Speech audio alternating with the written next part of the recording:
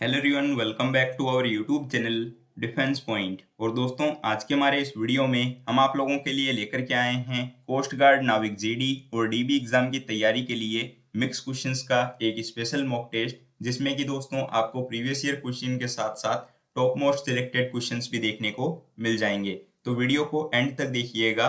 और यदि आप लोग चैनल के ऊपर पहली बार विजिट कर रहे हैं तो इसको सब्सक्राइब करना बिल्कुल भी ना भूलें। तो चलिए शुरू करते हैं वीडियो बिना किसी देरी के। तो देखिए, पहला प्रश्न जो कि दिया हुआ है कि अभिलाक्षणिक गैस समीकरण PV is equal to NRT जो है ये किस गैस के लिए सही प्रकार से लागू होता है। तो ऑप्शन है आपके पास एक परमाणुविक गैस, द्विपरमाणुविक गैस, आदर्श गैस या फिर वास्तविक गैस।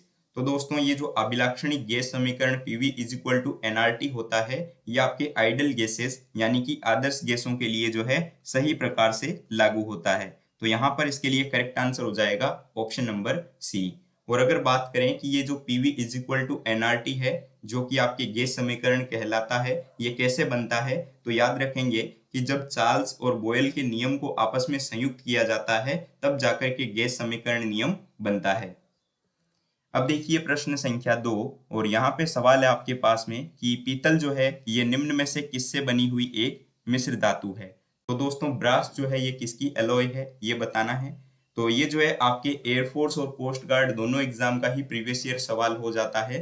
तो अगर बात करें पीतल को लेकर, जो कि हम जानते हैं कि एक मिश्र धातु है, तो दोस्तों ये जो है ना आपके कॉपर और जिंक यानी कि तांबा और जस्ता को आपस में मिलाने से बनती है। इसमें दोस्तों आप लोग याद रखिएगा कि 70% मात्रा में कॉपर होता है और 30% मात्रा में इसमें जो है जिंक होता है। ठीक है, और इससे जो है आपकी पीतल बनता है और पीतल का उपयोग जो है वो बर्तन वगैरह बनाने में किया जाता है। इसके अलावा दोस्तों आप लोगों से जो है और भी मिश्र धातुओं के बारे में पूछा जा सकता है, जैसे कि कांसा किससे बनता है। तो याद रखेंगे कांसा जो होता है वो तांबा और टिन को मिलाने से बनता है। इसके अलावा जो जर्मन सिल्वर होता है वो तांबा, जिंक और निकल इनको बनाने से मिलता है।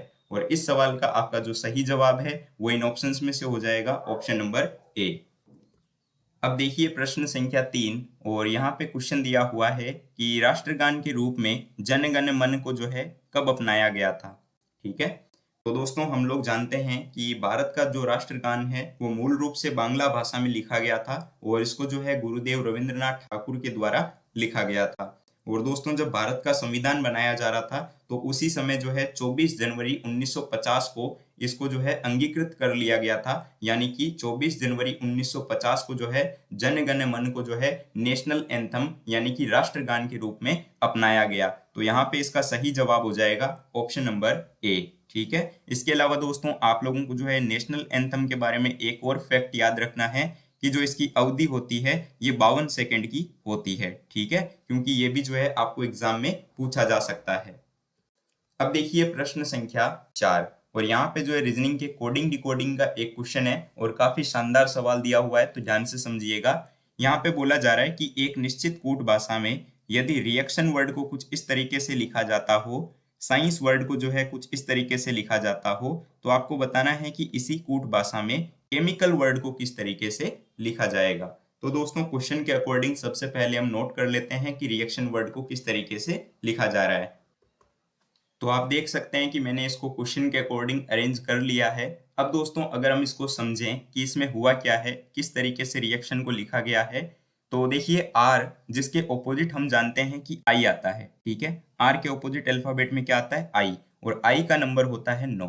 यानी कि दोस्तों आप समझे होंगे कि जो अल्फाबेट आपको दिया हुआ है ऊपर उसके ऑपोजिट में जो अल्फाबेट आता है उसका जो नंबर है वो यहाँ पे लिखा जा रहा है। फिर देखिए ई आपको यहाँ दिया हुआ है ना, तो ई के ऑपोजिट हम जानते हैं वी आता है और वी का अल्फाबेटिक नंबर होता है 22। उसी तरीके से देखिए ए के ऑपोजिट आता है जेड और उसका अल्फाबेटिक नंबर दिया हुआ है 26। ठीक इसी तरीके से सी के ऑपोजिट एक्स जिसका नंबर 24 हो जाएगा। आई के ऑपोजिट टी के ऑपोजिट जी आता है और जी का जो अल्फाबेटिक नंबर है वो 7 होता है। आई के ऑपोजिट आर आता है जिसका अल्फाबेटिक नंबर 18 है।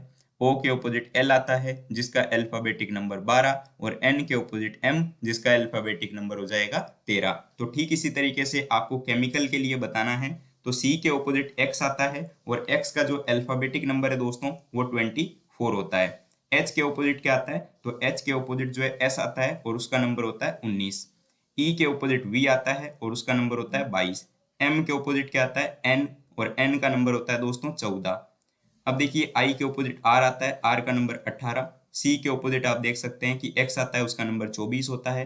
ए के ऑपोजिट जेड आता है जिसका नंबर 26, और एल के ऑपोजिट ओ जिसका नंबर 15। तो आप लोग अगर ऑप्शन के अकॉर्डिंग चलते हैं तो आपको आंसर जो है वो जल्दी मिल जाएगा, और एग्जाम में भी जो है आपको ऑप्शन के अकॉर्डिंग चलना है। और वैसे यहाँ पर आपका इसका जो आंसर है वो हो जाएगा ऑप्शन नंबर डी।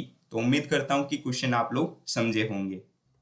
अब देखिए सवाल संख्या 5, और यहाँ पे दोस्तों आप लोगों को जो है मैथमेटिकल ऑपरेशन यानी कि गणितीय संक्रियाओं से रिलेटेड क्वेश्चन दिया हुआ है, जिसमें कि बोला जा रहा है कि यदि ए का मतलब हो प्लस, बी का मतलब हो मल्टीप्लाई, सी का मतलब हो यहाँ पे माइनस, और डी का मतलब हो यहाँ पे आपके डिवाइड।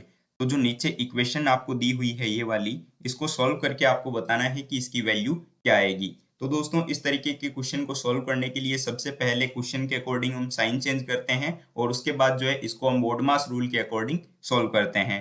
तो यहाँ पे देखिए सबसे पहले मैं साइन चेंज कर लेता हूँ। तो सी के जगह पे क्या आ जाएगा, तो सी के जगह पे यहाँ पे माइनस आ जाएगा और फिर 23 लिखा जाएगा। ए के जगह पे यहाँ पे आएगा दोस्तों आपके प्लस, ठीक है, फिर आ जाएगा 60। उसके बाद देखिए डी की जगह पे यहाँ पे डिवाइडेड आ जाएगा और ये हो जाएगा 15। फिर देखिए यहाँ पे b की जगह पे आएगा मल्टीप्लाई बाई 3। अब इसको जो है हम सॉल्व करेंगे किसके थ्रू, बोडमास रूल के थ्रू, ठीक है। तो बोडमास रूल क्या कहता है कि सबसे पहले जो है आपको डिवाइड वाला पोर्शन सॉल्व करना है, उसके बाद मल्टीप्लाई, फिर एडिशन और फिर सब्सट्रैक्शन वाला। तो यहाँ पे सबसे पहले जो है हम डिवाइड वाला पोर्शन सॉल्व कर लेते हैं। तो आप जानते हैं कि 15 से 60 जो कट जाएगा, तो ये हो जाएगा कितनी बार में, 4 बार में, और फिर मल्टीप्लाई बाई 3 आ जाएगा। अब हमें जो है ये मल्टीप्लाई वाला पोर्शन सॉल्व करना है, तो ये हो जाएगा 45 माइनस 23 प्लस 12, ठीक है, क्योंकि 4 तिये 12। अब देखिए मैं डायरेक्ट घटा लेता हूँ 45 में से 23, तो यहाँ पे 22 आ जाएगा और साथ में आ जाएगा 12। इन दोनों को आपस में जोड़ लीजिए, आंसर आ जाएगा 34, और 34 आपको दिया हुआ है ऑप्शन बी में। नाउ क्वेश्चन नंबर 6, और यहाँ पे देखिए इंग्लिश के फिलर्स का एक सवाल है आपके पास में, आपको बताना है कि फिल इन द ब्लैंक की जगह पे क्या आएगा। तो देखिए सेंटेंस दिया हुआ है कि you have to submit a copy of dash school living certificates. तो यहाँ पे देखिए ऑप्शंस हैं हर्स, योर्स, देयर्स या फिर योर। तो इसमें से क्या आ जाएगा, तो इसमें से आएगा दोस्तों ऑप्शन नंबर डी वाला योर, ठीक है। ऐसा क्यों, तो देखिए दोस्तों अगर बात करें कि इसमें योर क्यों आया है, तो सेंटेंस में जो सब्जेक्ट के रूप में ये जो यू दिया हुआ है ना, ठीक है, इसके बाद जो है आपके पॉजिटिव एडजेक्टिव के रूप में योर का यूज होगा, ठीक है।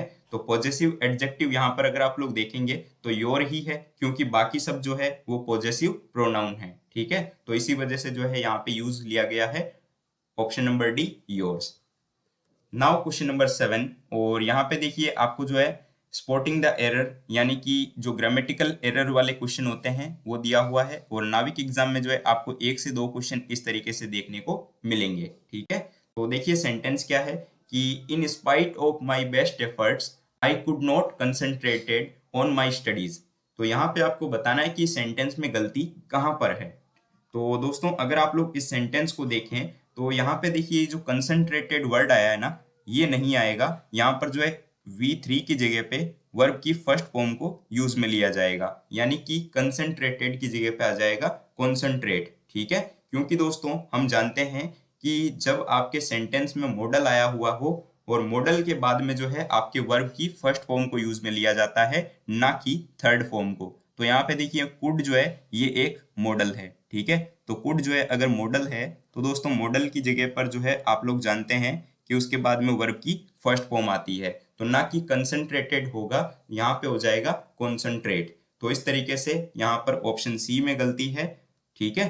चलिए नाउ क्वेश्चन नंबर 8, और यहाँ पे देखिए दोस्तों आपको जो है एंटोनियम बताना है, यानी कि विपरीत शब्द, और आपको शब्द दिया गया है यहाँ पे रिसीव। काफी सिंपल सा वर्ड है, आप सभी लोग जानते हैं। रिसीव यानी कि होता है प्राप्त करना।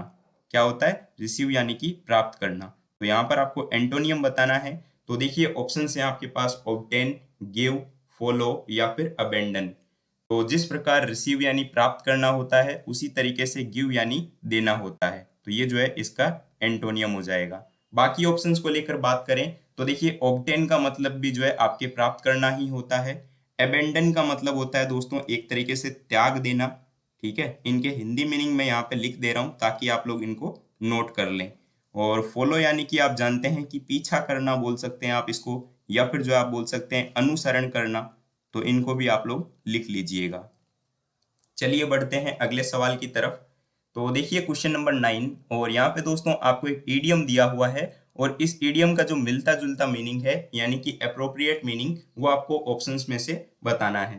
तो अगर बात करें कि जो ईडियम दिया हुआ है बी ओवर द मून, तो इसका मतलब क्या होता है और इसके लिए जो है अप्रोप्रिएट मीनिंग क्या होगा।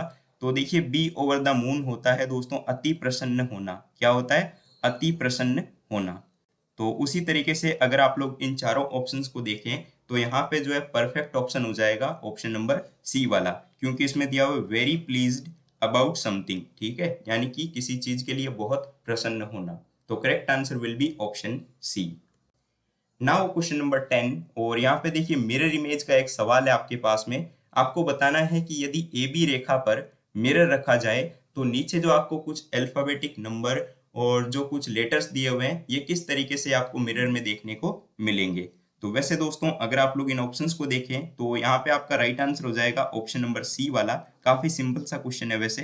तो देखिए आपका आंसर जो है वो शुरू होगा के से, ठीक है। और अगर आप लोग बाकी ऑप्शंस में देखें कि क्या गलतियां दिख रही है आपको, तो आप लोग यहाँ पर देख सकते हैं कि दोस्तों इसमें जो है ना आपके 4 को उल्टा लिख दिया गया है, और इसमें भी 4 को उल्टा लिखा गया है, ठीक है। जबकि 4 को जो है उल्टा नहीं लिखा जाएगा, इसको जो है आपके मिरर इमेज में देखने से 4 जो है वो लेफ्ट से राइट की ओर दिखेगा, ना कि उल्टा। तो ऑप्शन बी और डी हट गए। उसके बाद अगर आप लोग ऑप्शन ए और सी को देखें कि इसमें क्या गलती है, तो दोस्तों आपको यहाँ पे गलती देखने को मिल जाएगी किसके अंदर, जी के अंदर। देखिए इसमें जो है जी को उल्टा लिख दिया गया है, ठीक है। तो जी उल्टा नहीं आएगा, यहाँ पे जो है जी भी लेफ्ट से राइट की ओर लिखा जाएगा। तो इन चारों ऑप्शंस में से राइट आंसर हो जाएगा ऑप्शन सी। जब भी दोस्तों आपको नंबर और लेटर्स का ऊपर जो है मिरर इमेज का क्वेश्चन दिया हुआ रहे, तो आप लोग जो है ऑप्शंस के अकॉर्डिंग फॉलो करिए, उससे जो है आपका क्वेश्चन जल्दी सॉल्व होगा। नाउ क्वेश्चन नंबर 11, और यहाँ पे देखिए आपके पास में जो है सीरीज टेस्ट का एक सवाल है, जिसमें कि बोला जा रहा है कि निम्न श्रृंखला को पूरा करने के लिए कौन सा अक्षर समूह जो है वो प्रश्न चिन्ह को प्रतिस्थापित करेगा। तो आप देख सकते हैं कि आपको समझाने के लिए जो है मैंने यहाँ पर इस सीरीज को पूरा ओपन कर लिया है। जैसे कि यहाँ पे KIES दिया हुआ था, तो मैंने भी यहाँ पर जो है KIES को जो है यहाँ ओपन करके लिख लिया है। अब इसमें देखें कि यहाँ पे ये जो सीरीज है के से जो है और O की ओर गई है, तो इसमें क्या हुआ है। तो देखिए के से O यानी कि यहाँ पे हुआ है प्लस का 4, ठीक है। तो जाहिर सी बात है आगे भी प्लस का 4 ही होगा, ठीक है। तो O से अगर हम प्लस का 4 कर दें तो O देखिए 15 नंबर पे आता है, और उसमें प्लस का 4 ऐड करेंगे तो S आ जाएगा, ठीक है। S आता है 19 पे। उसी तरीके से देखिए S से भी अगर हम प्लस का 4 करते हैं ना तो W आता है, और W आपको यहाँ आगे दिया हुआ है। अब देखिए I से L, I आता है 9 नंबर पे और L आता है 12 नंबर पे, यानी यहाँ पे क्या हुआ है प्लस का 3। तो आगे भी हम यहाँ पे प्लस का 3 ही करेंगे। तो L आता है आपका कितना नंबर पे, 12 पे, तो उसमें प्लस का 3 ऐड कर देंगे तो आपका आएगा 15, और 15 और आता है, और उसके बाद देखिए प्लस का 3 ऐड करेंगे तो 18 आएगा, 18 नंबर पे R आता है। अब देखिए E से H, E से H में भी आप यहाँ पे देख पा रहे हैं कि प्लस का 3 हुआ है, तो यहाँ पे भी आपका प्लस का 3 हो जाएगा। तो H से आप प्लस का 3 कर लीजिए, K आ जाएगा, और K से प्लस का 3 करने से N आ गया है। उसी तरीके से देखिए S से W में यहाँ पे प्लस का 4 हो रहा है, तो W से आगे भी प्लस का 4 होगा, तो यहाँ पर देखिए फिर से आपकी अल्फाबेट शुरू हो जाएगी, और यहाँ पे A आ जाएगा, ठीक है। क्योंकि W 23 नंबर पे आता है, तो 23 से Z में प्लस का 3 होगा, फिर देखिए वापस शुरू हो जाएगी, तो प्लस का 4 करने से A आ गया। अब A से प्लस का 4 करेंगे तो E आएगा। तो देखिए आपके पास में आंसर आ चुका है SOKA, ठीक है। यही आपका आंसर है जो कि आप लोगों को देखने को मिल जाएगा ऑप्शन नंबर ए में। अब देखिए प्रश्न संख्या 12। यहाँ पे क्वेश्चन में बोला जा रहा है कि एक निश्चित कूट भाषा में यदि हाइड वर्ड को कुछ इस तरीके से लिखा जाए, फोर्ट वर्ड को कुछ इस तरीके से लिखा जाए, तो आपको बताना है कि ड्यूटी वर्ड को किस तरीके से लिखा जाएगा, ठीक है। तो हम देखते हैं कि यहाँ पे हाइड को किस तरीके से लिखा गया है। तो सबसे पहले मैं इसको क्वेश्चन के अकॉर्डिंग नोट कर लेता हूँ।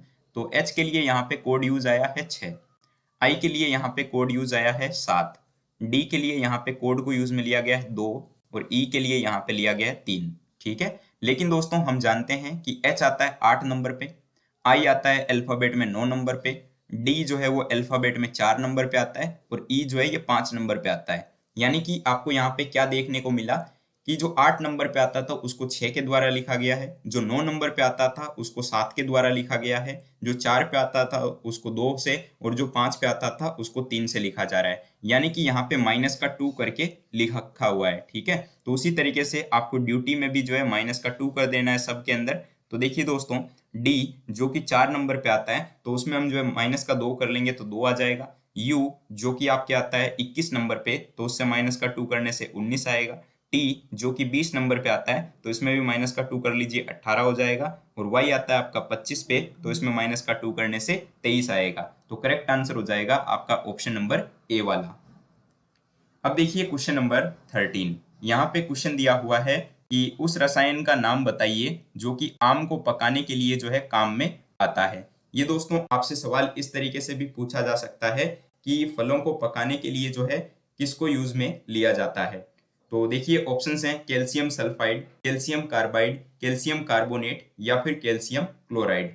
तो याद रखिएगा कि यहाँ पे आपका करेक्ट आंसर हो जाएगा option B, calcium carbide. Calcium carbide का फॉर्मूला क्या होता है? तो कैल्शियम कार्बाइड का फॉर्मूला होता है CaC2। ठीक है, और इसको बनाने में जो है या फिर इसका जो प्रयोग है ये एसिटिलीन और कैल्शियम साइमाइड बनाने में किया जाता है। और एसिटिलीन को आपको पता है कि फलों को पकाने के लिए यूज में लेते हैं।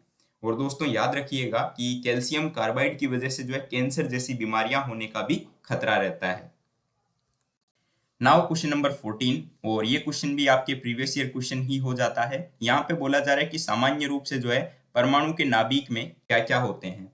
तो देखिए ऑप्शंस के अकॉर्डिंग आपको देखना है आंसर क्या होगा। तो अगर आप लोग देखें तो हम जानते हैं कि परमाणु के नाभिक में जो है आपके प्रोटॉन और न्यूट्रॉन रहते हैं, लेकिन जो इलेक्ट्रॉन होते हैं वो नाभिक के बाहर जो है कक्षाओं में चक्कर लगाते रहते हैं। तो अगर आप लोग इन ऑप्शंस को देखेंगे तो करेक्ट आंसर हो जाएगा आपका ऑप्शन नंबर ए कि परमाणु के नाभिक में जो है प्रोटॉन और न्यूट्रॉन रहते हैं और इलेक्ट्रॉन जो होते हैं वो बाहर कक्षाओं में चक्कर लगाते हैं।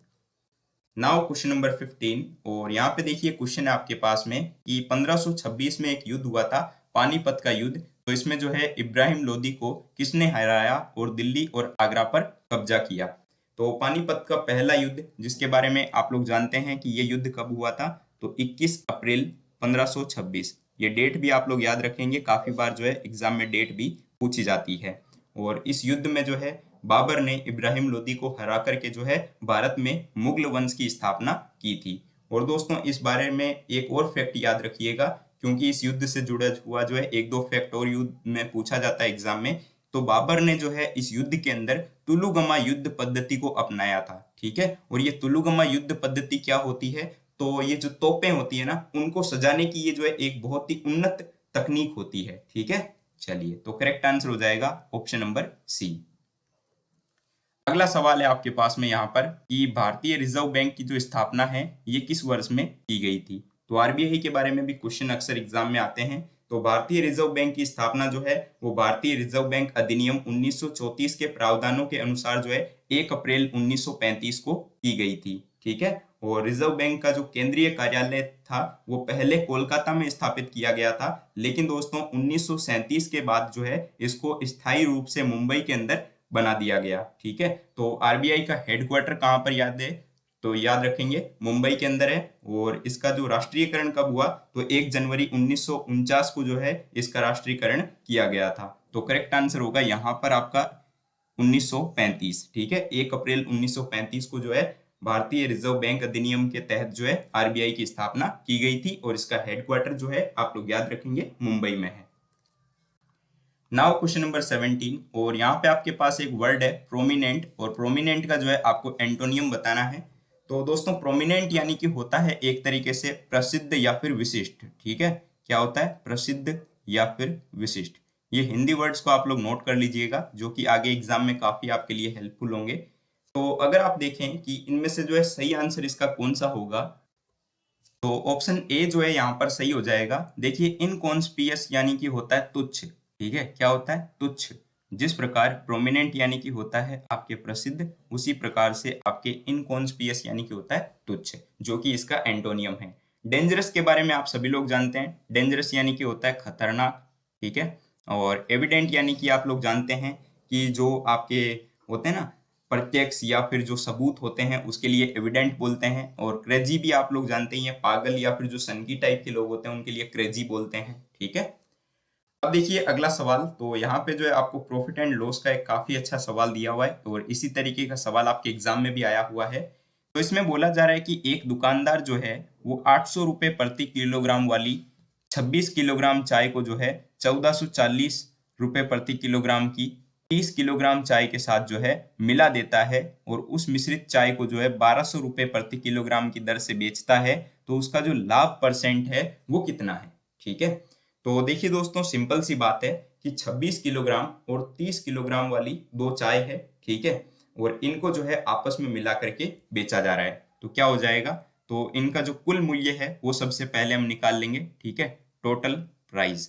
तो टोटल प्राइस क्या हो जाएगी, तो टोटल प्राइस अगर देखें तो 26 किलो चाय है कौन सी 800 रुपये वाली, तो 26 इंटू 800 कर दीजिए प्लस उसके अलावा 30 किलो चाय है कितने रुपए वाली, तो 30 किलो चाय है आपके 1440 रुपए वाली। इन दोनों को मिलाया जाता है और फिर बेचा जाता है। तो यहाँ पे देखिए ये हो जाएगा 20,800।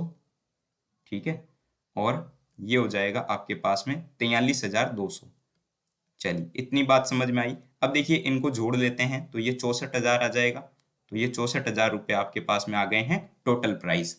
अब देखिए दोस्तों चाय का जो विक्रय मूल्य है वो कितना होगा वो निकाल लेते हैं। ठीक है, तो दो चाय हैं, एक है 30 किलो और एक है 26 किलो। ठीक है, तो चाय कितनी हो गई, सेलिंग प्राइस हम निकालेंगे यहाँ पे।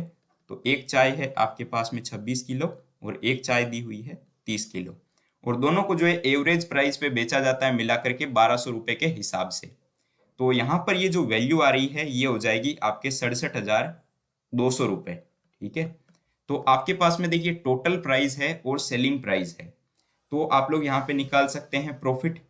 तो प्रॉफिट इज इक्वल टू क्या हो जाएगा, तो प्रॉफिट इज इक्वल टू यहाँ पे हो जाएगा दोस्तों 67,200 माइनस 64,000। ठीक है, तो यहाँ पर देखिए ये वैल्यू आपके पास में आ गई 3,200 रुपये। तो जब आपके पास प्रॉफिट आ गया है, सेलिंग प्राइस है, टोटल प्राइस है, तो आप लोग सिंपली जो है प्रॉफिट परसेंटेज निकाल सकते हैं। तो परसेंटेज लाभ इज इक्वल टू क्या हो जाएगा आपका, यानी कि profit percentage is equal to हो जाएगा आपके प्रॉफिट बट्टा सेलिंग प्राइस। ठीक है, सेलिंग प्राइस नहीं टोटल प्राइस। ठीक है, और मल्टीप्लाई बाई 100। तो यहाँ पे जो है आपकी वैल्यू दोस्तों आएगी 5%। क्या आएगी, 5%। तो इसका जवाब सही है 5%, जो कि आपको दिया हुआ है ऑप्शन ए में। Now question number 19। और ये क्वेश्चन देखिए वैसे तो काफी सिंपल है लेकिन इसमें लॉजिक जो है वो उसी हिसाब से लगता है जिससे कि कैंडिडेट कंफ्यूज हो जाते हैं और इस सवाल को गलत कर बैठते हैं।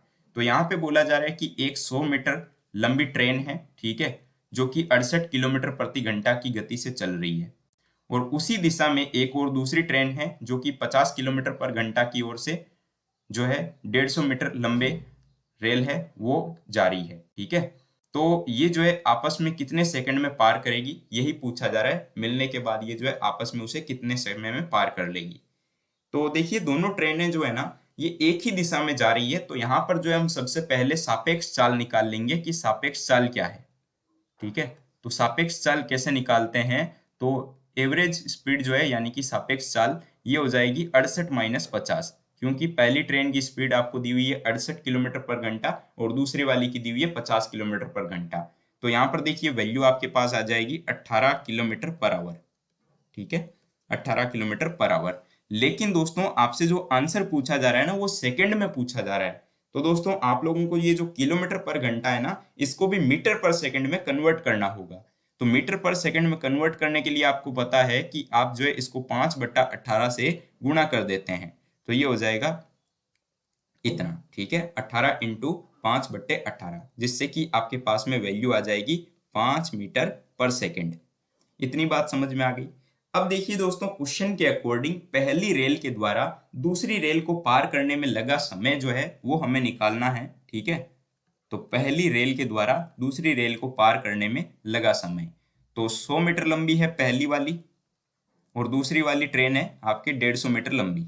ठीक है, और बट्टे में आपका आ जाएगा 5। ठीक है, क्योंकि एवरेज स्पीड 5 थी। तो आंसर आ गया आपके पास में। बस सिंपल सी बात है, 50 सेकंड लगेंगे। तो correct answer will be option सी।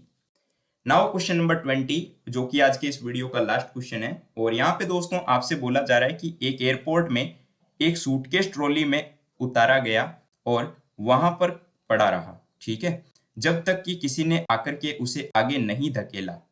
यानी कि एक एयरपोर्ट में जो है एक सूटकेस जो है वो ट्रॉली से उतार लिया गया और वो वहीं पे पड़ा रहा जब तक कि किसी ने आकर के जो है उसको नहीं धकेला। तो यहाँ पे पूछा जा रहा है कि न्यूटन का कौन सा नियम यहाँ पे अप्लाई हो रहा है। तो दोस्तों न्यूटन की गति के 3 नियम हैं, ठीक है, आप लोग जानते हैं।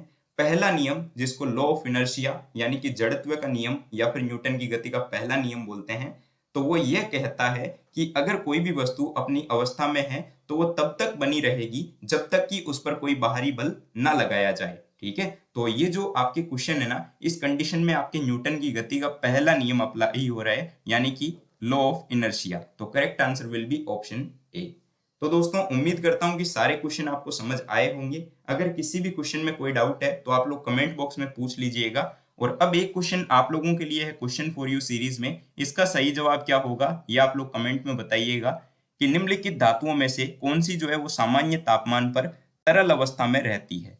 ऑप्शन है सोडियम, पारा, कोयला या फिर सल्फर। तो जो भी इसका सही जवाब है वो कमेंट में बताइएगा। वीडियो पसंद आया हो तो इसको लाइक करिएगा। चैनल पर अगर आप लोग नए हो तो इसको सब्सक्राइब करिएगा और टेलीग्राम ग्रुप को जरूर से ज्वाइन कर लीजिएगा, क्योंकि डेली पीडीएफ, नोट्स और क्विज जो है आपको टेलीग्राम पर मिलते रहेंगे। तो इसकी जो लिंक है वो वीडियो के डिस्क्रिप्शन बॉक्स में दी हुई है। तो हम मिलते हैं दोस्तों एक नए वीडियो में एक नए टॉपिक के साथ में। तब तक के लिए जय हिंद एंड बाय बाय।